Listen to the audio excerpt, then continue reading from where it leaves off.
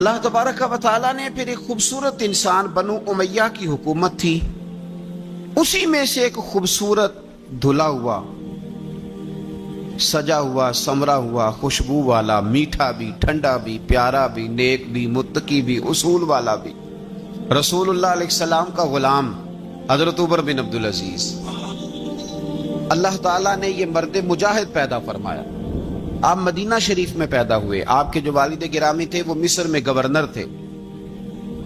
حضرت عمر بن عبدالعزیز رحمۃ اللہ تعالی علیہ کی جو والدہ ہیں وہ حضرت عمر فاروق کی پوتی ہیں، تو آپ کی رگوں میں فاروقی خون بھی تھا۔ حضرت عمر بن عبدالعزیز رحمۃ اللہ تعالی علیہ کے والد گرامی نے آپ کو مدینے میں پڑھنے کے لیے چھوڑا۔ حضرت صالح بن کیسان ایک عالم اور محدث تھے، ان کے پاس آپ نے تعلیم پائی، اور جناب عمر بن عبدالعزیز رحمۃ اللہ تعالی علیہ کے والد اگرچہ مصر میں تھے لیکن آپ کو مدینہ میں رکھا، آپ نے مکمل تعلیم حاصل کی، علم حاصل کیا، چھوٹی سی عمر میں قرآن پاک کے حافظ بھی ہو گئے۔ پھر جب بڑے ہوئے تو اللہ نے یہ موقع دیا، چونکہ خاندان کی حکومت تھی تو آپ مدینہ شریف کے گورنر بنے، اور مدینہ منورہ کے ساتھ ساتھ آپ کو طائف کی حکومت بھی ملی، مکہ مکرمہ کی حکومت بھی ملی۔ پھر بعض جگہ پہ تو یہ ہے کہ آپ نے خود کسی وجہ سے استعفیٰ دیا، اور بعض جگہ یہ ہے کہ سازش کر کے آپ کو معزول کیا گیا۔ لیکن حضرت عمر بن عبدالعزیز نیک بڑے تھے، پرہیزگار بڑے تھے، پر خوش لباس بھی بڑے تھے۔ خادم کو جب بھیجتے تھے نا بازار تو کہتے تھے جو سب سے مہنگا جوڑا ہو وہ خرید کے لانا۔ خوشبو بہترین استعمال کرتے تھے، جب گزرتے تھے تو لوگوں کو پتہ چلتا تھا کہ کوئی عام نہیں گزرا، عمر بن عبدالعزیز گزرے۔ جب تک گورنر رہے، جب تک خاندان میں رہے، ماحول اور رہا۔ سلیمان بن عبد الملک خلیفہ جب جانے لگے تو انہیں وصیت کر دی کہ میرے بعد عمر بن عبدالعزیز خلیفہ ہوں گے۔ یہاں تو لوگوں کو عہدہ ملے تو لوگوں کی کیفیت بدل جاتی ہے نا، لیکن جب حضرت عمر بن عبدالعزیز کا اعلان ہوا تو رونے لگے، ایک کونے میں بیٹھ کے رونے لگے، فرمانے لگے مجھے امید نہیں تھی کہ وہ اتنا بڑا بوجھ میرے کندھوں پہ ڈال کے چلا جائے گا۔ اتنے سارے لوگوں کا بوجھ، اتنے سارے لوگوں کی آزمائش۔ خیر چونکہ وصیت تھی، آپ کی بیعت لی گئی۔ بیعت لینے کے بعد آپ ممبر پہ چڑھے تو فرمایا لوگوں میں تمہیں آزاد کرتا ہوں، اگر تم میرے علاوہ کسی کو حکمران بنانا چاہو تو مجھے کوئی اعتراض نہیں ہے۔ لوگوں نے کہا نہیں، آپ ہی ہمارے حکمران ہوں گے۔ حضرت عمر بن عبدالعزیز دنیا اسلام کے اندر ایسی مثال ہیں، اچھی طرح سمجھ لیں کہ جب حالات اب نہیں اب تر ہو گئے تھے، بد نہیں بدترین ہو گئے تھے، اور بڑے بڑے لوگوں نے عجیب ماحول گھڑ لیے تھے، اس ماحول میں آئے، لمبی نہیں 2.5 سال حکومت کی صرف، لیکن لوگوں کو حضرت صدیق اکبر کی یاد آنے لگی، لوگوں کو سیدنا فاروق اعظم کیا۔ آپ کی جو بیوی تھی وہ بھی بادشاہ کی بیٹی تھی، بادشاہ کی بیوی بھی بن گئی۔ پہلے دن اپنی بیوی سے کہا کہ اب ہم بن گئے ہیں امیر، اب ہمارے ذمے بہت ساری ذمہ داریاں ہیں، اب حالات اس طرح کے نہیں ہوں گے جس طرح کے پہلے ہوا کرتے تھے، اب تمہیں میرا ساتھ دینا ہے، اپنا سارا زیور دو، میں بیت المال میں جمع کرانا چاہتا ہوں۔ یہ بڑا مشکل کام ہوتا ہے کسی خاتون کے لیے، سارا مال وہاں جمع کرا دیا۔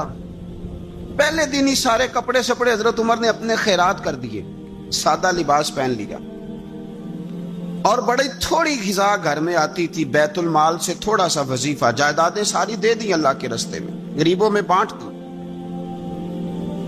ایک دن گھر میں تشریف لائے تو بچیوں نے منہ پہ ہاتھ رکھ لیا۔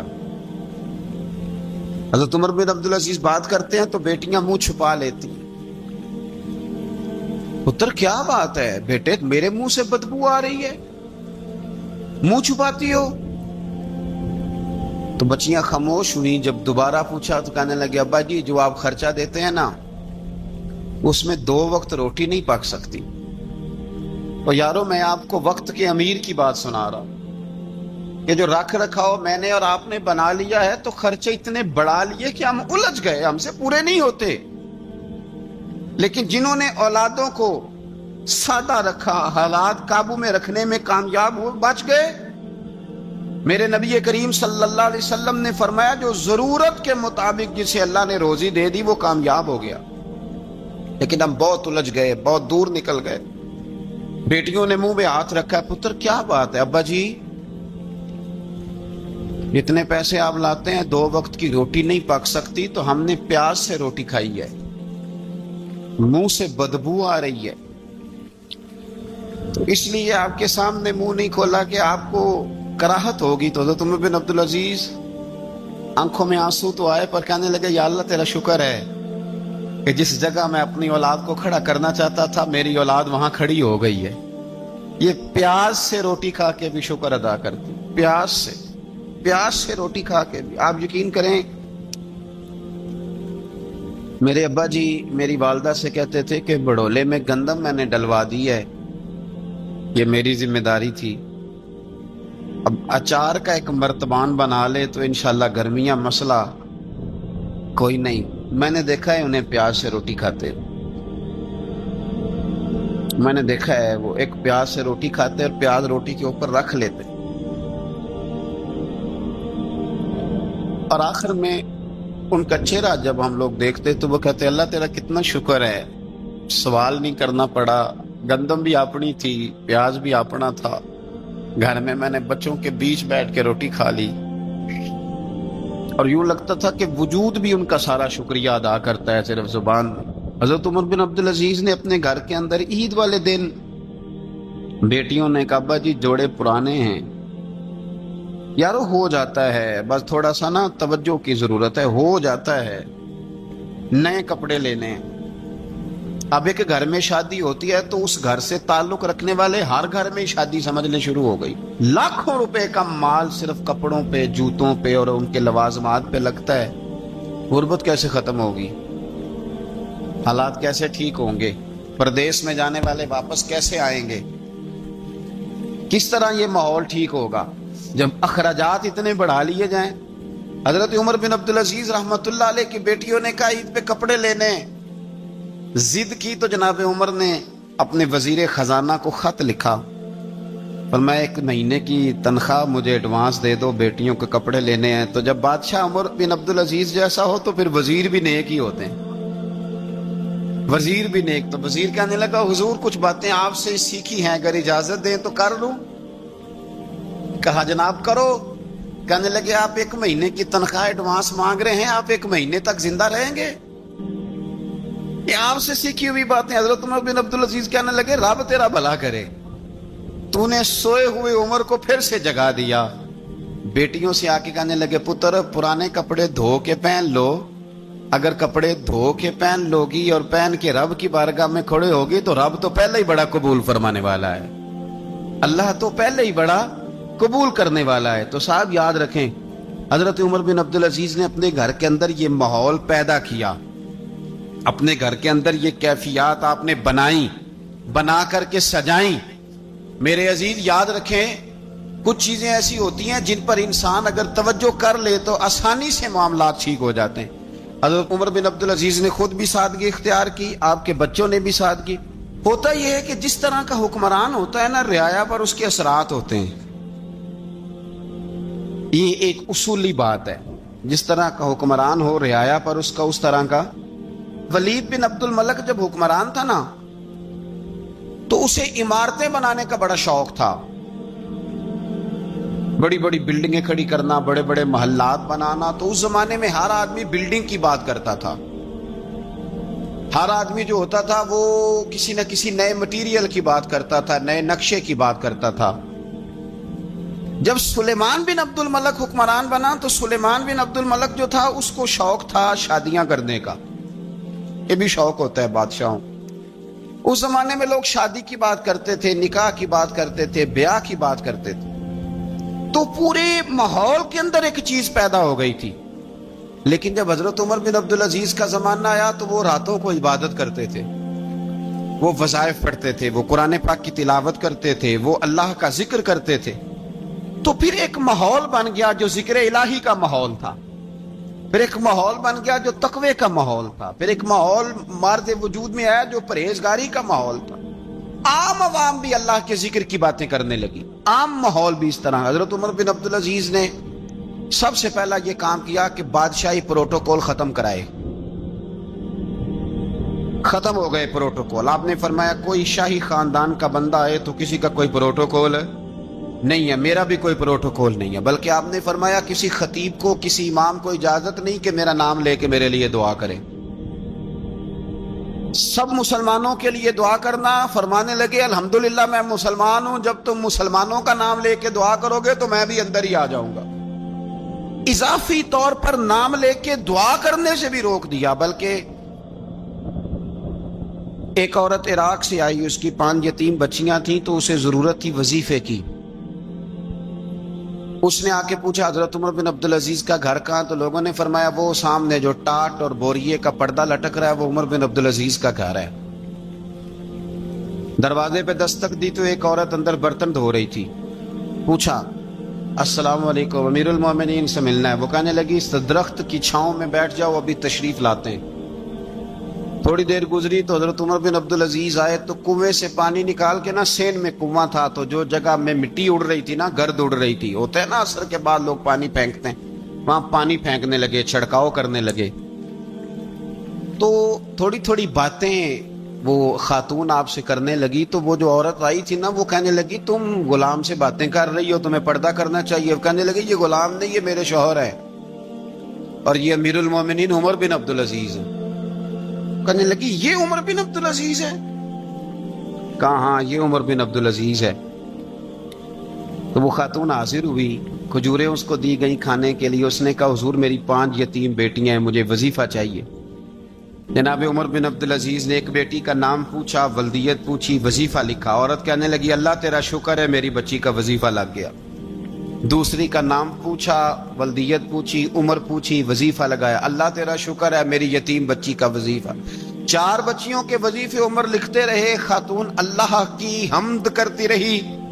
5ویں کا لکھنے لگے تو کہنے لگی میں نے زمانہ بڑا دیکھا ہے پر عمر بن عبدالعزیز تیری طرح کا بندہ نہیں دیکھا۔ آپ فرمانے لگے اب میں 5ویں کا وظیفہ نہیں لکھتا، 4 کا وظیفہ جا کے گورنر سے منظور کرا لے اور 4 کو کہنا تھوڑا تھوڑا 5ویں کو بھی دے دے۔ حضور کیوں نہیں لکھتے؟ فرمایا جب تک تو حمد کے لائق رب کی حمد کر رہی تھی میں وظیفے لکھ رہا تھا، اب تو نے میری تعریفیں شروع کر دی۔ اپنی تعریف پر کیسے وظیفہ لکھوں؟ وہ تو حمد کے لائق ہے، اس کی حمد ہونی چاہیے، لیکن میں اپنی تعریف پر، اپنی خوشامد پر میں نہیں لکھتا۔ جا اللہ تعالیٰ تیری لیے بہتری کرے۔ وہ خاتون کہتی ہے میں وہاں سے آئی، مجھے مہینوں لگ گئے، سفر لمبا تھا، عراق پہنچی تو عراق کے گورنر کو جب میں نے وہ روکا دیا تو ان کی چیخیں نکل گئی، تڑپ کے روئے۔ میں نے کہا کیا ہوا؟ کہنے لگی بی بی جس نیک آدمی نے تجھے یہ لکھ کے دیا تھا نا، چند دن ہوئے ان کا انتقال ہو گیا۔ عمر بن عبدالعزیز پردہ فرما گئے۔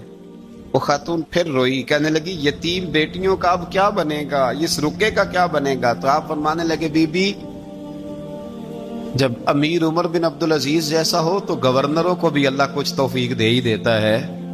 اگر انہوں نے تیرا وظیفہ زندگی میں لکھا تھا تو فکر نہ کر، جب تک میں زندہ رہوں گا وظیفہ پہنچتا رہے گا۔ آپ کے گورنر نے لکھا کہ حضرت صاحب گورنر ہاؤس کی عمارت کمزور ہو گئی ہے، نہیں بنا لوں؟ تو آپ فرمانے لگے تو عدل کا قلعہ کیوں نہیں بناتا، انصاف کی دیواریں کیوں نہیں کھڑی کرتا؟ فرمایا چھوڑ اینٹیں لگانا، عدل و انصاف کا قلعہ بنا۔ سب سے بڑی بات یہ تھی کہ بڑے پابند تھے صوم و صلات کے، دن کو تلاوت کرتے، رات کو عبادت کرتے، پنجگانہ نماز میں کھڑے ہوتے، اللہ کے خوف کی بات آتی تو چڑیا کی طرح پھڑ پڑاتے، ڈرتے۔ آپ کی اہلیہ کہنے لگی عمر بن عبدالعزیز یہ کیفیت کیسے ہوئی؟ فرمانے لگے ایک ذہن میں بات بیٹھ گئی تھی کہ رب نے حساب پوچھنا ہے اور میں نے حساب دینا ہے، تو جس کو پتا ہونا میں نے حساب دینا ہے اور مجھ سے کسی نے حساب پوچھنا ہے، پھر سمجھیں حساب دینا ہے اور کسی نے حساب پوچھنا ہے، حساب دینا ہے اور حساب تو فرماتے ہیں جب یہ ذہن بن گیا نا کہ میں نے حساب دینا ہے اور رب نے حساب پوچھنا ہے، تو بس پھر میں نے حساب کر کے رکھنا شروع کر دیا۔ پھر میں نے کوشش کی ہے کہ حساب کروں کہ نا انصافی نہ ہو جائے، ظلم نہ ہو جائے۔ ایک آدمی بڑی دور سے چل کے آیا، عرض کی حضور آپ کے گورنر نے میرا مال چھین لیا ہے، واپس نہیں کرتا۔ تو حضرت عمر بن عبدالعزیز رحمت اللہ نے رکا لکھا، فرمایا میں نے تو تجھے نیک آدمی سمجھ کے گورنر بنایا تھا، اور تو لوگوں کے مال نہیں واپس کرتا، فوراً واپس کر۔ اس کے نام جب خط لکھا تو آدمی خوش ہو گیا، تو آپ فرمانے لگے اب یہ بتا تیرا آنے جانے کا خرچہ کتنا ہوا؟ عرض کی حضور کیا مطلب؟ آپ فرمانے لگے ایک تجھ پہ ظلم ہو اور دوسرا تیرے اوپر اور خرچے ڈالے جائیں۔ دیکھیں نا، ایک آدمی کی زمین پہ قبضہ ہو، پھر وہ وکیل کرے، پھر وہ گواہ اکٹھے کرتا پھرے، پھر وہ مسائل میں الجھ جائے۔ جناب عمر بن عبدالعزیز نے ہمیں ایک سوچ عطا فرمائی، فرمایا ایک تیرے اوپر ظلم ہوا، ایک تجھے اتنی تکلیف ہوئی یہاں آنے کی، اور ایک تیرا خرچ ہوا، بتا کتنے پیسے؟ عرض کی حضور میرا تو لاکھوں کا مال آپ نے واپس کرا دیا ہے، اب چھوڑے خرچے کو۔ فرمایا نہ بھائی، یہ میرے رسول کائنات کا دین ہے، اس میں ہم ہر شے کا حساب کر کے رکھیں گے۔ تیرا خرچ ہوا ہے، تیرا خرچہ ہوا ہے، تجھے آنا پڑا، تجھے جانا پڑا۔ اور دنیا کے منصفوں، فیصلے کرنے والوں، تھوڑا خیال تو کرو، کتنے لوگ ہیں جو رول گئے بیچارے رستوں میں کچہریوں کے، جو عدالتوں کے چکر لگا لگا کے تھک گئے، جن کی اولادیں تڑپ اٹھی، مکان بک گئے، انہوں نے اپنے حقوق کیا لینے تھے، ان کی تو باقی چیزیں بھی چلی گئیں۔ فرمایا خرچہ بتا کتنا ہوا؟ عرض کی حضور 60 دینار تقریباً۔ فرمایا اسے مال خزانہ سے 60 دینار بھی دو۔ پھر فرمایا میری جیب سے اسے 50 اور دو، تاکہ یہ آنے جانے میں مزید روٹی کھا سکے، گوشت کے ساتھ روٹی کھائے۔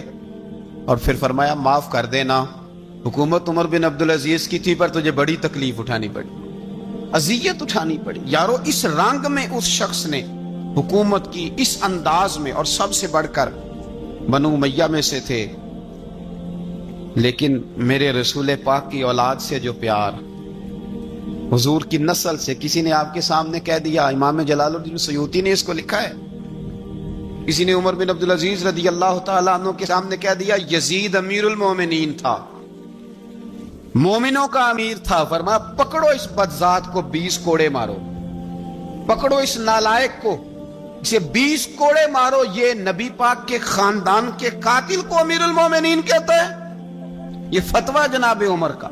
مولا علی شیر خدا کی اولاد میں سے ایک شہزادے آپ کے پاس آئے کسی کام کے لیے، تو عمر بن عبدالعزیز اٹھ کے کھڑے ہو گئے، ہاتھ باندھ دیے، کہنے لگے حضور ساری دنیا میرے پاس آئے، آپ نا ایک رکا لکھ دیا کریں یا پیغام دے دیا کریں، اس لیے کہ اس دھرتی پہ جو کچھ بھی ہے وہ مدینے والے رسول کا ہی صدقہ ہے۔ حضور کی اولاد سے پیار، نبی پاک صلی اللہ علیہ وسلم کے خاندان کے ساتھ محبت۔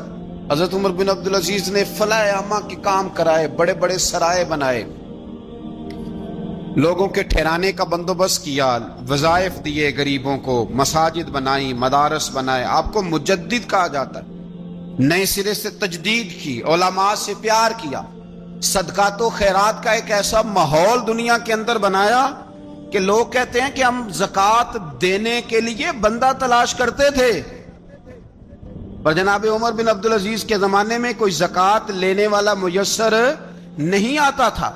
ایک شخص ملا تو لوگوں نے اس کو اتنی زکوٰۃ دی، اتنی زکوٰۃ دی، اتنی زکوٰۃ دی، لوگ خوشحال ہو گئے، اتنی زکوٰۃ دی کہ اگلے سال وہ خود زکوٰۃ دے رہا تھا۔ حضرت عمر بن عبدالعزیز نے ایسا ماحول بنا کے لوگوں کو دیا، اس طرح کی نوعیت آپ نے لوگوں کو دی کہ خوشحالی نظر آنے لگی۔ ذمیوں کے، غیر مسلموں کے حقوق کا بھی تحفظ فرمایا۔ 39 سال عمر پائی، صرف نمازیں بھی پڑھ گئے، صدقے بھی دے گئے، عبادتیں بھی کر گئے، 2.5 سال حکومت بھی کر گئے، اللہ رسول کو راضی بھی کر گئے۔ عمر پائی 39، پورے 40 نہیں، 39 سال عمر پائی، اتنا کچھ کر گئے۔ ہم تو بھی انتظار میں رہتے، ہم تو بھی انتظار میں۔ اٹھ فریدا ستیا تے داڑھی آ گیا ہی پور۔ اٹھ فریدا، یہ ستیا کا مطلب بابا جی نے غفلت بیان کیا ہے۔ کہ مطلب یہ نہیں کہ سچی مچی سویا ہوا تھا. کہتے تو غافل ہے, اٹھ فریدا, ستیا داڑھی آ گیا پورا, اگا نیڑے آ گیا, پیچھا رہ گیا دور. 40 سال کی عمر میں آپ کو زہر دے دیا گیا. کچھ لوگوں کو برداشت نہیں نہ ہوا. ایک شخص آیا رکا لے کے, اس نے کہا حضور پچھلا خلیفہ میرے نام 20,000 دینار لکھ گیا ہے پر وہ فوت ہو گیا ہے, تو آپ یہ رکا ہے مجھے 20,000 دینار دے دیں. آپ فرمانے لگے سنبھال کے رکھ, شاید میرے بعد والا دے دے. رکا سنبھال کے رکھ, پر مجھ سے نہ امید رکھنا 20,000 دینار تو میں 20,000 گھر میں دوں گا اور 20,000 چولہے جلاؤں گا. میں ایک آدمی کو اتنا امیر کر دوں اور باقی لوگ دیکھتے رہے. آپ کو زہر دے دیا گیا, بیمار رہے, بچوں کو بلایا اور میں بیٹا میں جہنم سے ڈر گیا تھا, تمہارے لیے مال نہیں جمع کر سکا. اس دل نکلا, شدید علیل ہو گئے. وہ جو آیت میں نے پڑھی ہے نا, آپ کی اہلیہ کہتی ہیں کہ آخری وقت آپ کی زبان پر وہ آیت جاری ہوئی, تلک الدار الآخرۃ نجعلھا للذین لا یریدون علوا فی الارض ولا فسادا والعاقبۃ للمتقین. فرمایا یہ آخرت کا گھر ہے, ان لوگوں کو ملے گا جو نہ زمین میں تکبر کرتے ہیں نہ فساد چاہتے ہیں. یہ آیت پڑھی اور روح پرواز کر گئی. مرنے سے پہلے, وصال سے پہلے 10 دینار یا 20 دینار دے کے اپنے بیٹے کو بھیجا. فرمایا گاؤں میں جاؤ اور میرے لیے زمین خریدو قبر کے لیے, اور اگر گاؤں والے خوشی سے دے دیں تو خریدنا, اور اگر انہیں دقت ہو تو انہیں تنگ نہ کرنا. 10 دینار کی زمین خریدنے کے لیے جب بیٹا جانے لگا تو اس نے کہا حضور کچھ لوگوں کی خواہش ہے کہ آپ کا جسد خاکی مدینے لے جایا جائے اور نبی پاک علیہ السلام کے پہلو میں آپ کو دفن کیا جائے. آپ فرمانے لگے پتر میں اس قابل نہیں ہوں کہ حضور کے ساتھ دفن کیا جائے, نہ میں اس قابل نہیں ہوں. اس طرح کرنا, میرے پاس حضور کے کچھ ناخن اور بال ہیں, جب میرا انتقال ہو جائے تو میری قبر میں رکھ دینا. اور پھر حضرت عمر بن عبدالعزیز نے فرمایا مجھے نہ سستا کفن دینا 2 دینار کا, اس سے زیادہ کفن نہ دینا, 2 دینار کا کفن. حضور آپ کا مال ہے کچھ پڑا ہوا تو اس میں سے اچھا کپڑا خریدا جا سکتا ہے. فرمایا نہ بھائی 2 دینار کا کفن خریدنا. حضور کیوں؟ فرمایا اس لیے کہ اگر میں نیک ہوا تو اللہ مجھے جنت کا لباس عطا فرما دے گا, اگر میں بد ہوا تو یہ بھی تو پھاٹی جائے گا, چیر دیا جائے گا, قبر توڑ دے گی پسلیاں, لہٰذا مجھے مہنگا کفن نہ دینا 2 دینار کا. آپ کے وصال سے کچھ عرصہ پہلے نا آپ نے ایک قاصد بھیجا, روم کے بادشاہ کے پاس وہ گیا تو وہاں اس نے ایک عجیب منظر دیکھا کہ وہاں ایک حافظ قرآن نابینا آدمی قید ہے, اس کی آنکھیں موجود نہیں ہیں اور وہ چکی چلاتا ہے, آٹا پیستا ہے. اس قاصد نے اسے پوچھا تو یہاں کب سے ہے اور یہ تیرے ساتھ معاملہ کیسے ہوا؟ تو وہ کہنے لگا مجھے انہوں نے گرفتار کر لیا, پھر مجھے کہنے لگے عیسائی ہو جا. میں نے انکار کیا تو انہوں نے میری آنکھیں نکال دی. اب میں صبح شام یہ تھوڑا سا کام کرتا ہوں, چکی پیستا ہوں تو روٹی دے دیتے ہیں. وہ قاصد حضرت عمر بن عبدالعزیز کے پاس آیا اور آ کے کہا حضور ایک اس طرح کا مسلمان روم کے بادشاہ کے پاس قید ہے, ایک مسلمان کی تکلیف. حضرت عمر بن عبدالعزیز نے جب سنا تو رو پڑے, اور میں وہ قید ہے اور وہاں قید ہے اور ہم یہاں آرام سے بیٹھے ہیں. فوراً رکا لکھا, قاصد سے کہنے لگے واپس جا, روم کے بادشاہ کو جا کے کہہ کہ اس نابینا قیدی کو فوراً آزاد کرے, ورنہ میں ایک ایسا لشکر بھیجوں گا کہ اتنا بڑا لشکر بھیجوں گا کہ اس کا پہلا آدمی تیرے پاس ہوگا اور آخری میرے پاس ہوگا, اور تجھے پھر وہ بندہ چھوڑنا پڑے گا. تو ابھی چھوڑ دے, میں تجھے پیغام دے رہا ہوں. وہ قاصد کہتا ہے جب میں رکا لے کے پہنچا, ظاہر ہے بڑا لمبا سفر ہوتا تھا, آنے جانے میں مہینوں بھی لگ جاتے تھے. کہتے میں نے رکا دیا تو اس نے پڑھا, کہنے لگا میری طرف دیکھ کے رکا میں نے پڑھ لیا ہے. علماء علماء کو جانتے ہیں, تاجر تاجروں کو جانتے ہیں, تو بادشاہ بھی بادشاہوں کو جانتے ہیں. اور میں تم مسلمان ہو میں نہیں ہوں, پر اتنی تم اس درویش کی قدر کرتے ہو میں تم سب سے بڑھ کر قدر کرتا ہوں. میں اس بندے کو لشکر لے کے آنے کی تکلیف نہیں دوں گا, میں ویسے ہی قیدی آزاد کرنے لگا, تم لے جاؤ. کہتے ہیں مجھے چند دن وہاں رہنا پڑا, کچھ لوازمات تھے جن کے لیے رکنا پڑا.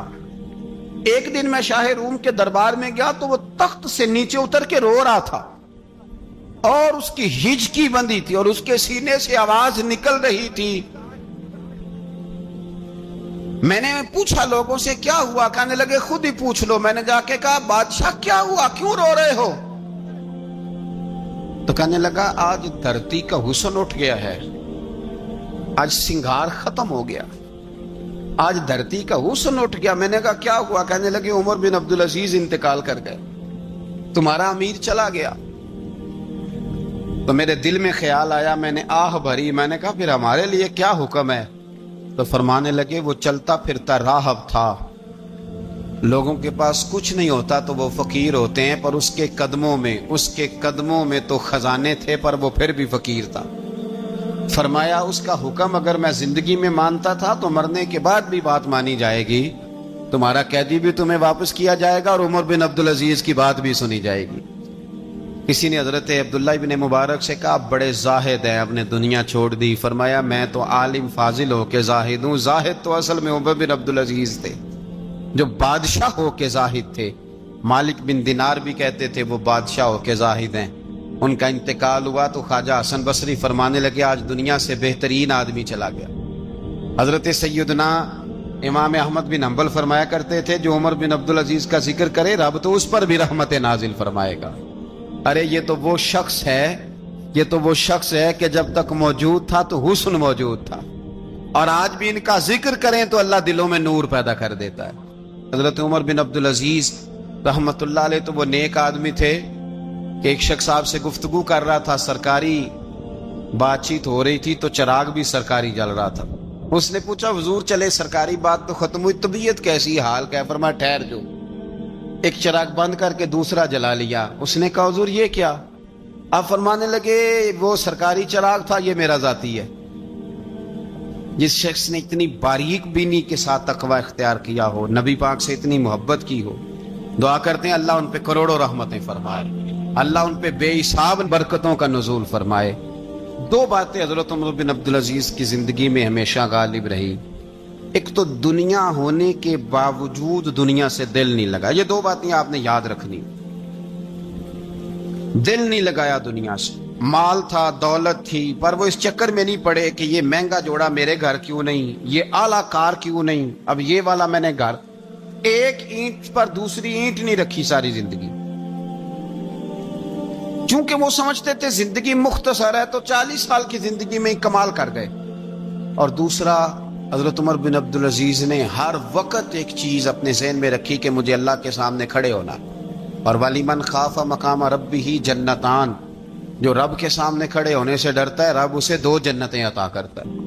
تو لہٰذا یہ 2 باتیں ہمیشہ ذہن میں رکھیں. یہ اتنا بناؤ سنگار، ہر وقت اپنے آپ کو سجانا، گھر سنوانا، گاڑی، یہ وہ، اتنا اس چکر میں نہ پڑیں. اور دوسرا ایک ذہن بنائیں کہ دنیا سے ہم لوگوں کو جانا ہے. آخر دعوانا الحمدللہ رب العالمین.